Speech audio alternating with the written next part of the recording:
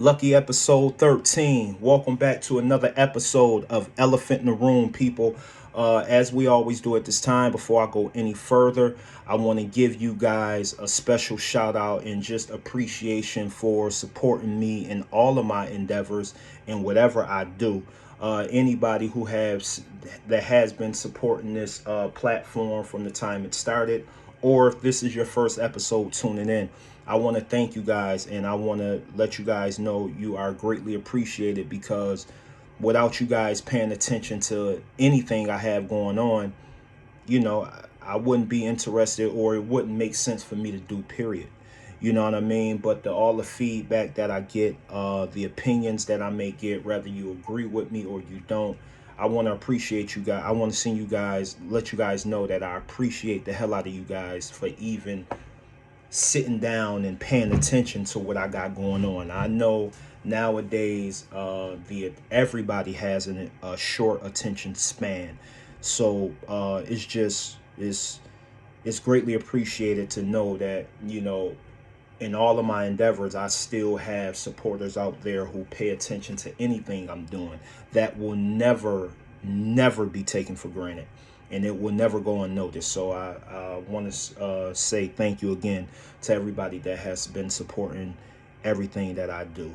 And that being said, I also, as you guys may know by now, Gold Tape, which is my third solo album, my third solo project, absolutely classic music, absolutely classic. It is available now wherever music is sold, wherever music could be heard.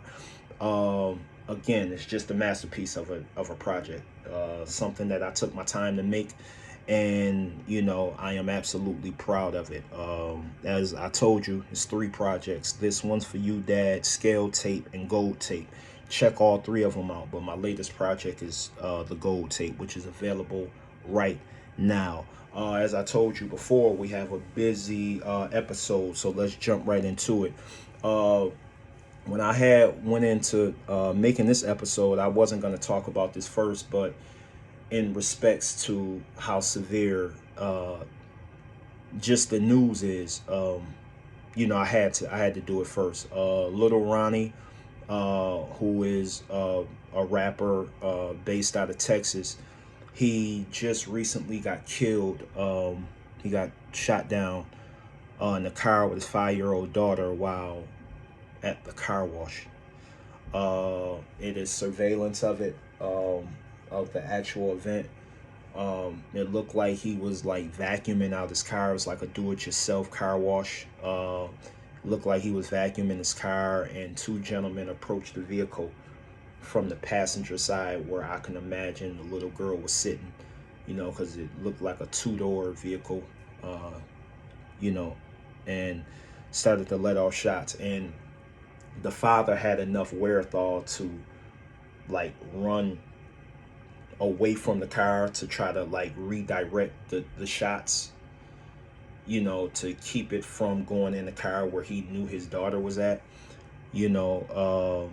Very, very sad situation. As I just touched on, they have surveillance of it. I watched it. Unfortunately, I watched it. I didn't know what I was watching at first. I was just scrolling down my timeline and just seen it and watched it. And because it had no sound and I didn't read the caption yet, I didn't even know what I was watching. But after I read it and I understood what was going on, it was heartbreaking. It was heartbreaking to see. It was heartbreaking to watch. The guy ran away from the car to redirect the shots. Looked like he tried to like hop over a fence or something. When he realized he couldn't hop over the fence, he more so got to running in circles. Just, as I can only imagine, just your mind is, you don't even have your correct mind. You just trying to, run until the loud sound stops. It looked like, after the two guys had shot at the car, they ran off, and then after they seen that he couldn't get away, they had doubled back, ran back up to him. Looked like they tried to finish the job. And one of the individuals, it looked like he ran back up to the car to like shoot the car again. You know what I mean? Again, the video had no sound, so I don't know if he actually did do that, but it looked like he did. That is absolutely sad. And as of now, they identified the two people that are the two suspects, and they captured one already. So as of this episode right now, one is still on the loose. I absolutely hope they get him. Uh, you know, that is something that is absolutely, it's just sad all the way around. And if you live that type of life, and like I said, I'm very, I'm very gun hold on, stand in your lane. I don't speak about certain things that I'm not, educated in or experienced enough in to even have a valid opinion on it. I'm very gun hold on that, so I am, speaking on this situation. Not only am I qualified for it, but I want to preference my statement by yo, by no way am I trying to say I'm a street guy. I am not. But in the environments we come from, we have to represent ourselves in a way, in a certain way, to even survive. You know what I mean? So yes, like some things that may have been done in all of our lives that we not proud of, but we had to do the necessary things possible to even be able to sit here and talk about it today. You know what I mean? Listen, man, the streets back in the day, it was integrity based. It was principles. It was morals. People had a code of ethics and a code of respect. You know what I mean? And I can't tell you how many times I seen and heard of people lives getting saved based on who they're with. Oh, he got his son with him. He got his niece with him. And this is back in the day when they would just beat your ass. We were just fighting. Like, this wasn't no fatal shit. This was back in the day where if you got caught out there, you getting jumped, you getting whooped. You know what I mean? You getting beat up. You know what I mean? But if you call yourself doing something fatal to someone, you're not letting off no shots if any kids is around. If somebody grandmother is around, you're not doing it. Somebody mama is around. Somebody girl is around. Now, those last two, I said mama and girlfriend, that's a little shaky. Because if you got the type of mama or the type of girl that's going to pop shit, or some niggas be having girlfriends that be with the street shit. You know what I mean? They be with it. Hey, I'm not talking about them. Some people may have the type of mothers that pop shit. Now mothers may have gotten their ass whooped too with their sons based on how they handled the situation. But I'm talking about if you called yourself like doing something fatal to someone and you got the drop on them in a vehicle, you pull up on them and you see some little hands in the back, abort mission. It's a wrap. That man got a kid in the car. Now, if you dealing with a type of individual that you absolutely have to get rid of because this dude is an absolute terror and he's never caught slipping like this, we gonna follow him until he drop whatever little kid that is in the car off, or until he get out the car with his mama. As soon as he get out the car from his mom, we leaving him right there. But it was rules and that you followed in the street. You not letting off no shots if there's kids around. It's over for that. And as you can see right now, like, that rule is gone. So, like I said, man, it just another example of, the streets not making any sense. It's way too many other ways to make the same type of money. In fact, I'm not even sure if street niggas nowadays, I'm not even sure if they in it to make money. I don't know. See again, back in the day, and when I say back in the day, I hate using that term because it makes me like sound old, but when I say back in the day, I'm not even talking about that long ago. Back in the day, like, no, street dudes was, if you heard about them in any confrontation, it's because such and such tried to rob them, such and such tried to play them, such and such tried not paying them. It was something. You know what I mean? Nowadays, it just seemed like people just want to be feared. People just want to be known for letting uh, a pistol off, or whatever, a rifle off, or whatever. You know what I mean? Little do everybody know, that pistol that they letting off, that's the most expensive thing that they have in their life. They got more money invested in that pistol than they do in their pocket. That shit don't make no type of sense. You know what I mean? So like I said, like we got to smarten up as a culture. And when I say culture this time, I'm talking about us black folks. We got to smarten up. We have to. They showing us, it's in our face now. It be cold-blooded killers going to court, getting denied bail, and fainting in court. Crying. What, you just killed 7 people, bro. How you crying?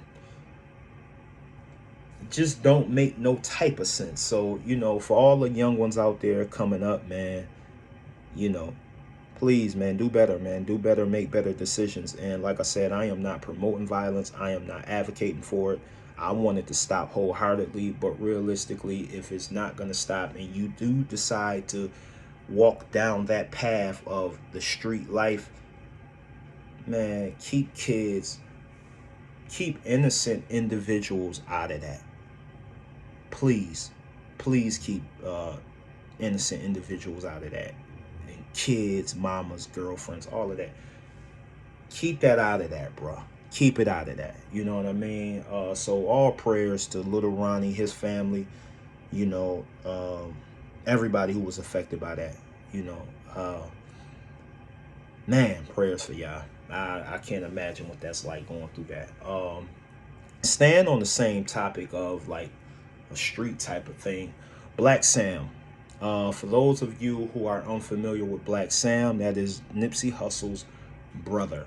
Look like his twin brother, but it is not. Those are 2 individuals that I absolutely love. Nipsey Hussle is a beloved rap artist based out of Los Angeles, California, that lost his life very prematurely, who had a lot more work to do out here in the world, but lost his life in his own neighborhood in front of his own store that he invested in to show younger people in his neighborhood that you can do anything you put your mind to.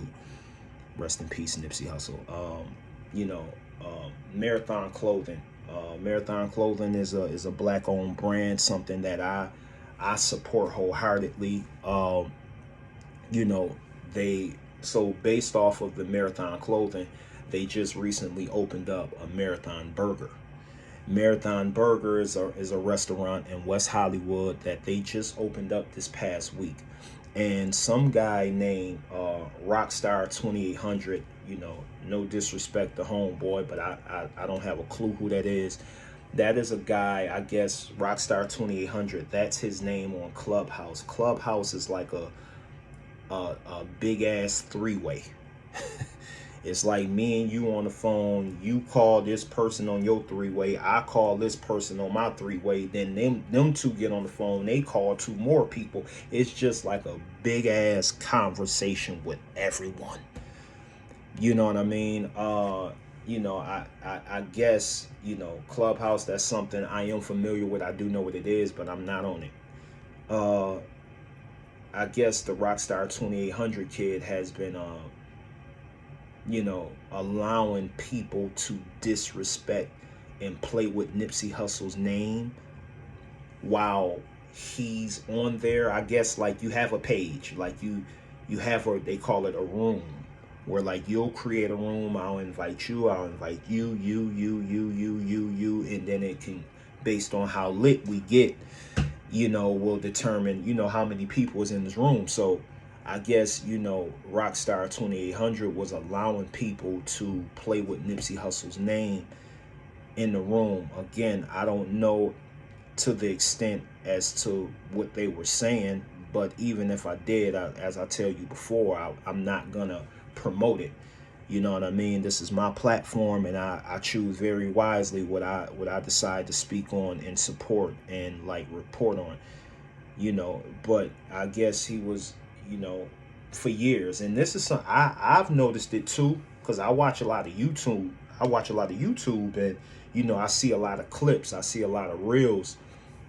Short stories that from Clubhouse, where shot pieces, right? Like clickbait. Like they'll say the most craziest shit just to get a view. You know what I mean? So I've heard everything from Nipsey Hussle was gay to, the U.S. government killed him. Like I've heard it all. You know what I mean? But in reference to this story that I'm reporting on, I don't know what was said about Nipsey Hussle, but I do know a lot of disrespectful things were being said about him, from various clowns in this world and even in his home state of California that I refuse to speak on. So when that Rockstar 2800 kid tried showing up at the Marathon Burger to support, I'm talking about he had Marathon clothing from head to toe. I want to say he even had the Marathon Pumas that came out. And Black Sam and the All Money In crew was not having it.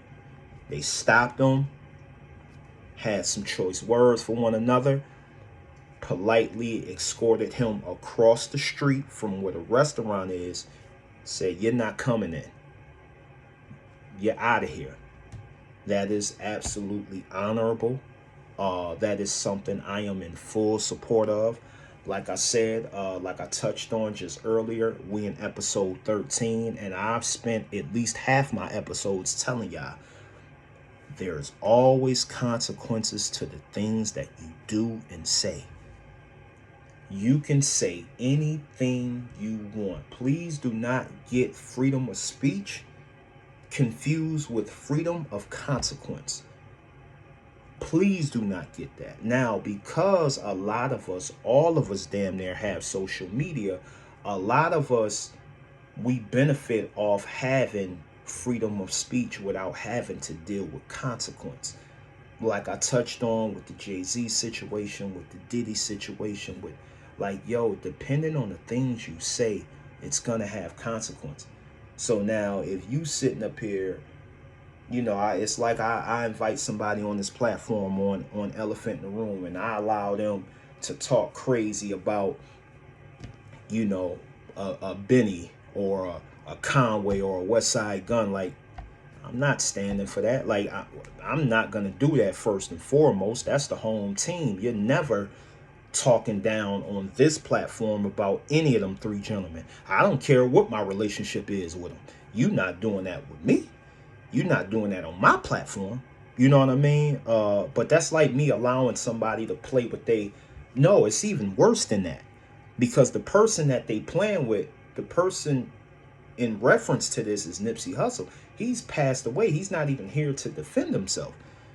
So that's like me allowing somebody on this platform to disrespect one of your dead homies or your dead brother or your dead cousin.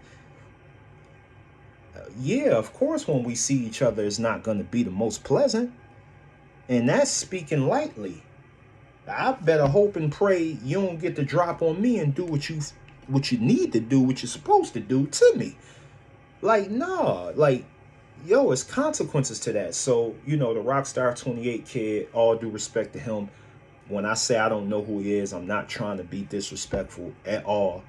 I'm just, I don't know who he is, you know what I mean? But Black Sam, he know who he is, and they had a discussion as men. You know what I mean? Black Sam did what he was supposed to do. It was the honorable thing to do because it was the opening, the ribbon cutting day for Marathon Burgers. So you don't want to over highlight that with an altercation happening. So because of that, I'm guessing what No Pause put on dude. You know what I mean? for that reason, which is an honorable way to deal with it. Like I said, man, when you play with people, when you play stupid games, you win stupid prizes. You know what I mean? Please stop. Don't be out here playing with people and then be a victim when you have to address what you was out here doing for God knows how long. You know what I'm saying? So like I said, they had words, you know what I mean? He walked him across the street, with a gang of people, said, "You're not getting in. It's a wrap." And that was the honorable thing to do. Big shouts out to Black Sam, the whole All Money In crew, the marathon brand, that red bar, what that symbolizes, that will always be, that's the new Rockefeller chain. That's the new Rockefeller emblem for all of us hip hop heads. You know what I mean? That is something that I'm gonna always champion and I'm gonna always support. And whenever I'm in the West Coast, that will be the first stop I go to, Marathon Burger. But big shouts out to Black Sam for handling it the way he did. It's real commendable that entire family, you know what I mean, from the way they handle the kids, you know what I mean, from Lauren London to Black Sam to, you know what I mean, like that whole All Money In crew is just like a model of consistency in terms of having integrity, pride, and principle, and elevating and operating off of a code of respect. That is something that somebody like myself, I will always commend. You know what I mean? So big shouts out to Black Sam and the whole All Money In family. Um, getting off of that, we're gonna touch up on some hip hop stuff, on some sports stuff. The latest hip hop news in the previous week was Drake settling his petition with iHeart. Notice I said that very, carefully. He settled his petition against iHeart, not his lawsuit. His lawsuit is with Universal Music Group, not iHeart. But iHeart was one of the companies who he requested in his petition to get certain information for, that he can use to sue his label, which is Universal Music Group. I'm guessing, iHeart handed all the information that he asked for over. He got a chance to look in their records and seen there was no wrongdoing in terms of trying to bump up the streaming numbers for Not Like Us, which is still the softest move in hip hop you can ever pull. But that's a dead horse laying on the ground. We're gonna leave that there. I'm not gonna continue to beat it.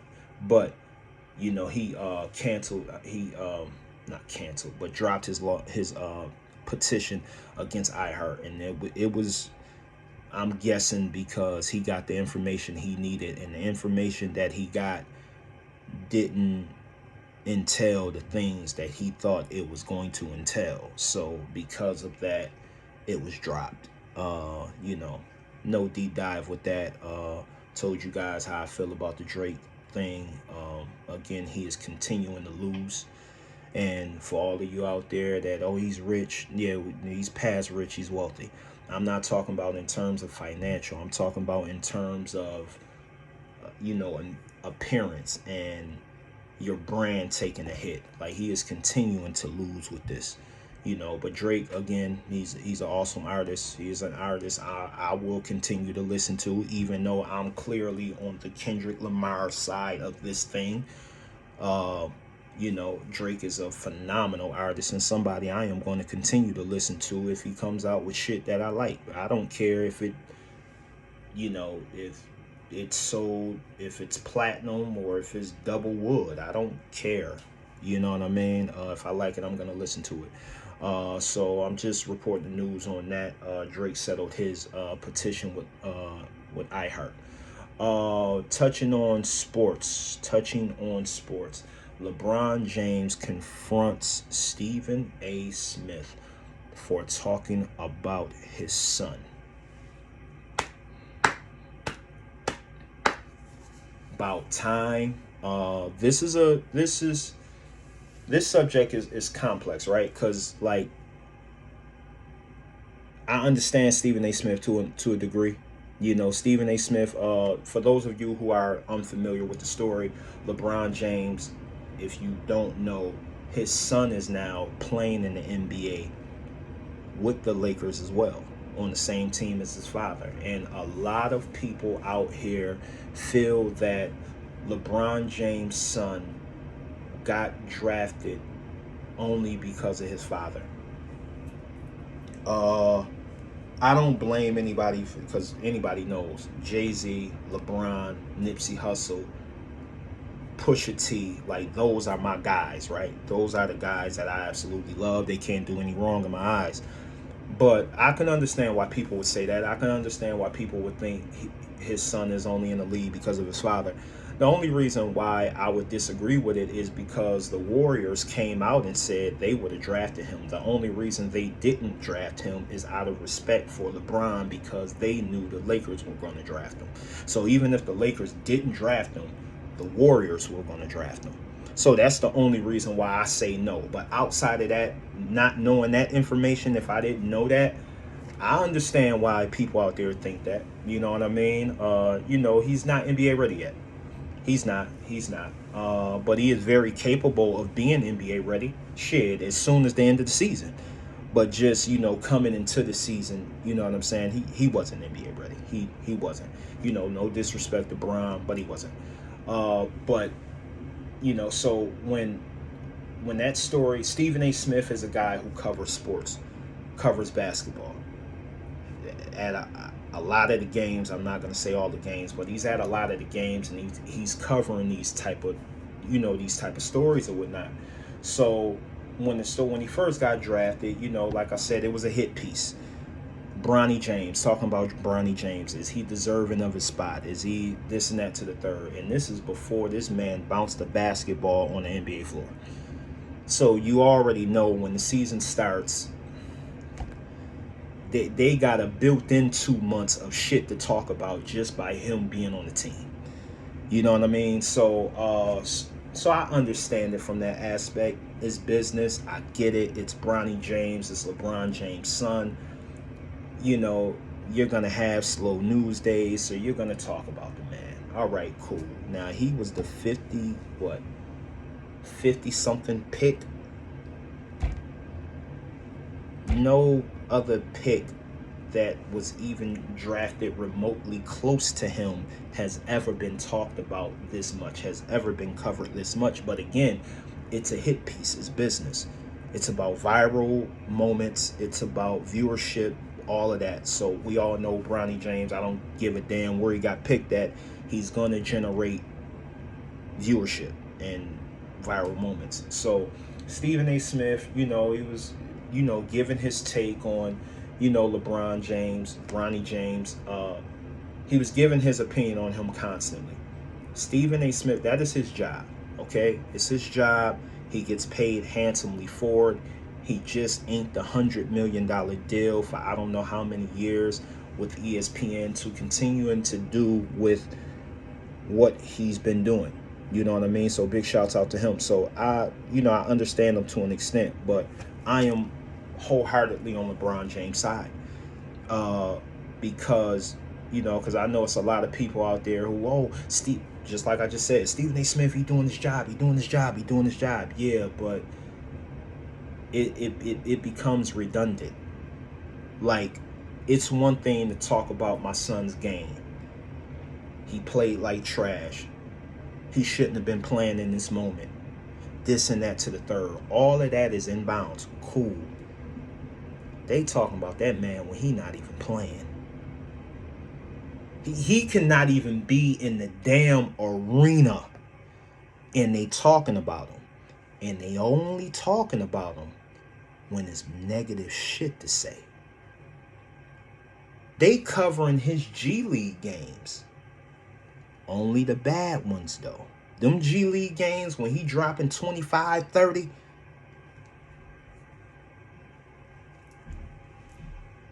They not saying nothing about it. Anything at all. But they covering the shit out of him when it's negative shit to say. You know what I mean? You my man, we around each other. You want to tell me my breath stink? All right, cool. Damn, bro, you got some gum? You want to tell me I'm musty? You want to... But once it becomes redundant, now if I keep stinking, that's on me, right? But if you keep talking about, man, you shouldn't even, man, you always stinking, you stink, you stink, you stink. I remember that one time you stink. Now it's past, and then when I get mad about it, it's, nah, man, I'm just being a friend. No, you're not. You just being a friend when you told me that once and you pulled me to the side.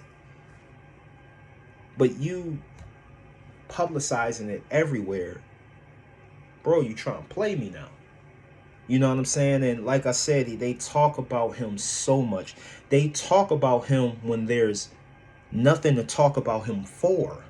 And this isn't even no disrespect towards Bronny James. It's like he could not have played the last game. They're going to talk about him some way, shape, form, or fashion. See, the Lakers small ball. That last rebound they got, if they would have got it, they would have won the game. See, they, instead of wasting that roster spot on Bronny James, they could cut him and replace him with a big man. They gonna find some way to tag him in it. And Stephen A. Smith a lot of times was in the middle of that. So when the Knicks played, when the Lakers played the Knicks, I believe it was on Thursday, you know, during one of the timeouts, LeBron James took it amongst himself and approached Stephen A. Smith and just said, listen, man, keep my son out of this shit, man. Now, Stephen A. Smith and LeBron James are not fond of one another at all. You know, so that was very necessary of him. Again, consequences. There's consequences to the things you do and the things that you say. And when Stephen A. Smith says he's doing his job, he covers sports, he's not telling no lie. But again, you don't have to, well, in his case he does, but I was gonna say, for people in my position and higher than me who has podcasts, who has platforms that talk about various things, you don't have to have a fucking opinion on everything. You don't. And if you do decide to have an opinion on everything, it don't always got to be disrespectful. It don't ever have to be disrespectful. Ever. Ever. Ever. You know what I'm saying? And, LeBron took that time to confront him at the game. As you know, it's a million cameras in this world. They caught it from various views. And, Stephen A. Smith, who handled it, he handled it the honorable way. He handled it correctly. And that's something else I wanted to touch on too. But I'm going to finish covering this first. But, he covered it the next day on his show, First Take. And on his platform, Stephen A. Smith Show, he covered it. He confirmed what was the reason for the whole, conversation period was because of his son. Keep my son out of this shit. You know what I mean? And First Take comes on at 10 in the morning, so that comes on first. And then Stephen A. Smith talking about it. During that whole show, Stephen A. Smith seemed down. He did. He seemed down. His morale was down. He wasn't even himself. He didn't have that same bravado that he normally carries during these shows. And he later went on his show, Stephen A. Smith Show, and addressed that as well. And he was like, yeah, I am a little sad that happened. You know what I mean? I am. I forget what reason he gave, but he was like, yeah, I was a little down about that. You know what I mean? I wasn't as excited to even talk about that, you know what I mean, as the rest of the world was. So he handled it correctly, man. He handled it correctly. He told the absolute truth. And that is what I want to touch on. Like, no matter how bad you think something is, no matter how bad the position you think you are in based on something that was caught on camera, bruh, just tell the truth, y'all. Just tell the truth. Tell the truth. Just tell the truth. The truth will always set you free. When you tell the truth about certain shit, you strip the momentum from the jokes. You strip them, they gone. You know what I mean? Yeah, no, that did happen. That did happen. You know what I'm saying? Yeah, the part of the reason what makes jokes so funny is how offensive they are, right? But when you admit it, it's the Eminem 8 Mile complex, right? Yeah, I'm white trash. Yeah, I'm this. Yeah, I'm that. Yeah, I'm broke. Yeah, I'm already telling you my flaws, so you can no longer use it against me. You know what I'm saying? So that's what Stephen A. Smith exuded in that situation. It was like, yo, just tell the truth. You tell the truth, can't nobody joke on you. They can try, but it won't be as funny as you trying to deny this happening. You know what I mean? It's sort of like the thing that I've talked about on various occasions. There's nothing wrong with being struggling financially right now. There's nothing wrong with not being a street dude. There's nothing wrong with not living your life a certain way. The only time there is something wrong with it is when you try to act like it's not what it is. If you soft, but you trying to act like you a street dude, you trying to act like you the biggest gangster in the world, that's when, man, sit your soft ass down. That's when that come into play. That's when, you know what I mean? But if you play your part and look, man, I ain't no street dude, this and that to the third, can't nobody come at you for not being a street dude because you already admitting it and you not even carrying yourself like you are trying to be a street dude. If you broke, but you trying to advocate that you got money, that's when somebody can clown you because you trying to promote a lie. And when somebody call you on that lie, it's gonna be funny as shit. But if you coming out and saying, yeah, I ain't got the most money in the world, this and that, you come out and be truthful, you strip the momentum from the jokes. You strip it.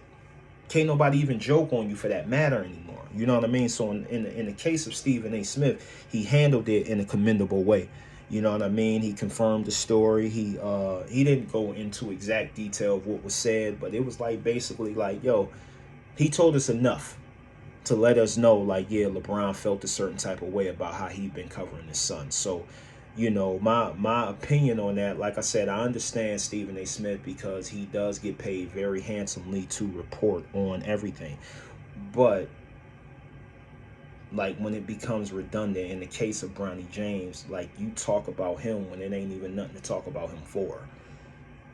You know what I mean? And you're constantly questioning whether he should be employed by the Lakers or not. Yeah, I'm gonna take issue with that.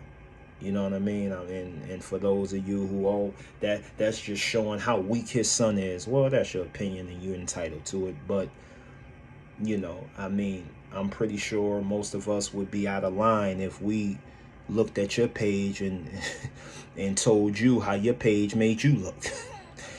We'd be out of pocket for that, right? You know what I mean? So, but that's your opinion. I don't want to be disrespectful to nobody out there, but I am on the side of LeBron James in this one. That was absolutely necessary, and it was absolutely good to see. You know what I mean? Because Stephen A. Smith is a guy who, I'm at the games. I'm at the games. I'm there. I don't run from nothing. And yeah, you got what you was looking for. You know what I mean? You got what you was looking for. So, like I said, it's just something that was a big deal that went very viral over this past week. Also in basketball, KD getting into it with his coach. His coach went to try to grab his arm for something. He jerked away and arguing. You can tell they were having a dispute on the sidelines, which it happens. It happens in a game of passion, a game that you're trying to win. KD, that is somebody who I am not a fan of. He's a great basketball player, but one of those, with athletes, one of those athletes that they'll do and say some shit and then blame it on the media for catching what they said and reporting on it. yeah, that's another conversation for another day. KD is somebody I am not a fan of. But in terms of his coach, him and his coach going at it, that's that happens, man. That happens. That don't mean that he's unhappy or wants to leave, even though I do believe he's gonna leave Phoenix because he is absolutely ring chasing and he has been doing that for the last 10 years. Um, but that happened. That happens in the game. You know what I mean? Teammates argue, coaches argue, this and that to the third. So that happens. That happens.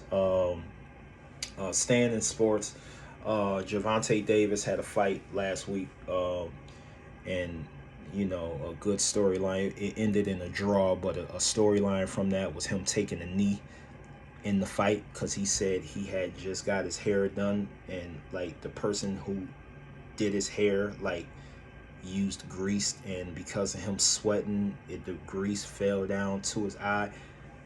Tank, that sounds like a lie, bro. That is not. I didn't see the fight, so I can't give you a deep dive on the fight. But that is a storyline that came out of that event that happened last week. So I'm just reporting on it. Tank, even if that is true, it sounds like absolute bullshit. So it's gonna be funny, and we're gonna get our jokes off on it. I don't know why he did it. I don't know. He might have been hurt from one of the punches that Roach landed. I don't know. But yeah, he took a knee because grease got in his eye. Tank, you gonna get joked on. You gonna get joked on for a little minute, bruh. It's okay to pass, but that sounds like absolute bullshit, even if it was the truth. The last thing, something else I'm gonna touch on real quick. Tim Hardaway Sr. had also said in one of the podcasts, I believe it was Jeff Teague's podcast, LeBron can't get his team a bucket when he needs it. This is why athletes,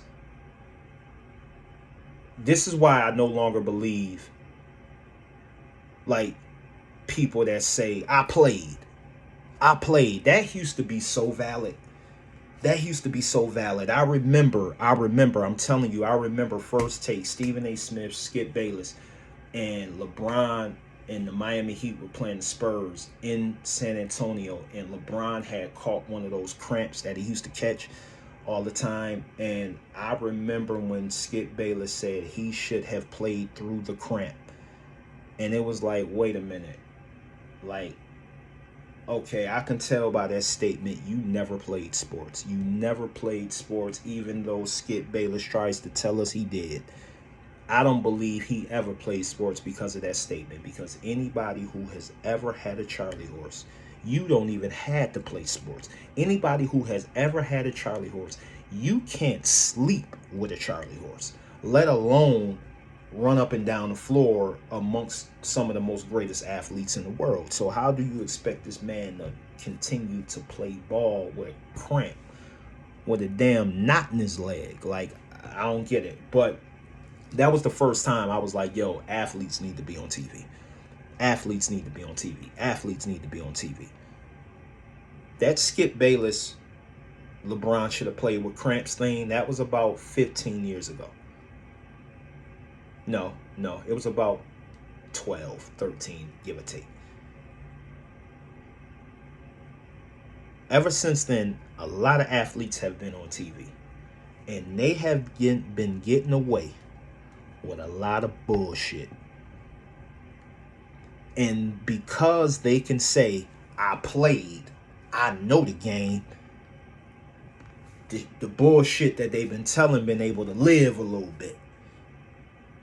LeBron can't get his team a bucket when his team needs it. This man has more game-winning shots than Kobe and Jordan combined. And for all of you out there who say, well, he played in the league 22 years, he had that record on them 7-8 years ago. He had that up on them 7-8 years ago. Stop. But again, we in 2025 where lies is able to live, especially if who you are lying on. It's a popular thing to hate or dislike that person.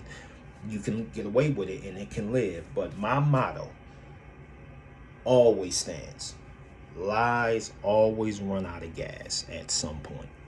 But Tim Hardaway Sr., he is a legend in his own right. He was absolutely nice. But you are full of shit, my man. That dude been showing us he can constantly get buckets when his team needs it for 22 years, 2 decades. That man been showing us he could get buckets when his team is in need since I was a fucking sophomore in high school. What are we talking about? And this is a pro athlete who played the game at a high level saying this. So it's because of things like that where it's like, yo, I don't give a fuck that you played. Remember when Shannon Sharpe said to Skip Bayless, I'm in the effing Hall of Fame, and Skip Bayless said, so what?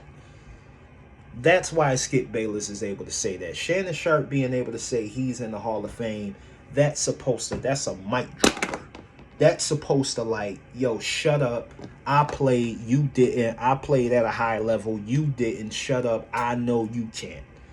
You can't know what I'm speaking to right now.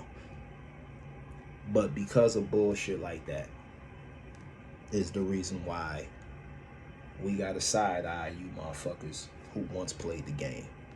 Because y'all been getting away with a lot of bullshit lately. You know what I mean? So that's that. I took up enough of y'all time. The last thing I wanted to touch on, I'm gonna tell you this. I purposely didn't remember this individual's name because it's an up and coming female rapper who was on the Hot Wings show. So it was a segment of the Hot Wings show where it was two females, and one of the females asked the other girl, what is a red flag that you have with men? For those of you who don't know what red flag is concerns. What is a red flag? What is a concern? What is the biggest concern that you may have with a man that's trying to date you? So, the girl asking the question has to guess it, and the girl that's getting asked the question writes down her answer and then displays it. And if the person who's guessing what the answer is wrong, they have to eat a wing, which is like very hot. The Hot Wing show, they got like, y'all know what that is. It's a show where people eat hot wings, like the suicide wings, all that. This girl wrote on her board, a straight man.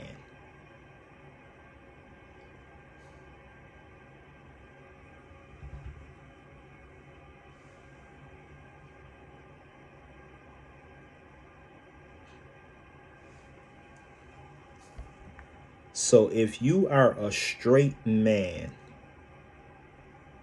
that's a red flag for you. That's the biggest red flag to you. Yeah, I know. It sounds so stupid. Most of y'all gonna be like, man, that was to go viral. I feel you, bro. I feel you. But I'ma take a motherfucker at they word.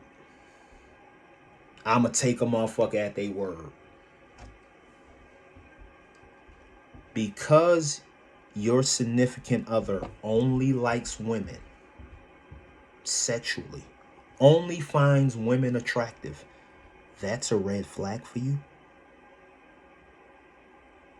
Fellas, I'm here to tell you, live on the Elephant in the Room platform, podcast, whatever you want to call it. Go and get married. Because this is the type of stupid shit that you gonna be left dealing with if you don't. You ain't even gotta get married, bro. Fuck it. Find you a dope individual who you have great chemistry with. who has a head on their shoulders, just like we hoping you do, and vibe out and live happily ever after. Because this is the type of shit you gonna be stuck dealing with if you don't.